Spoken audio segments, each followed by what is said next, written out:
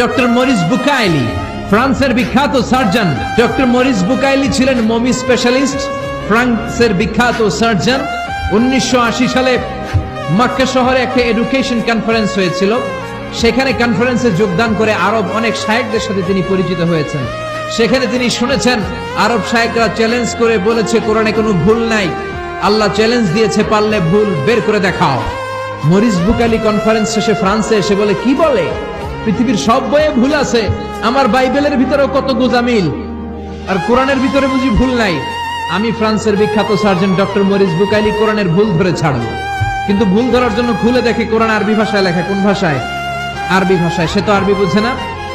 Phone করলো Saudi আরবের এক প্রফেসরকে যে আমি প্রত্যেক সামারে 2 মাসের ছুটি পাই, প্রতি বছর আমি 2 মাস এসে আরবি শিখতে চাই। সৌদি শায়েখ ভাবছে কোরআন বোঝার জন্য, আসলে বোঝার জন্য না, শিখতে চায় কেন?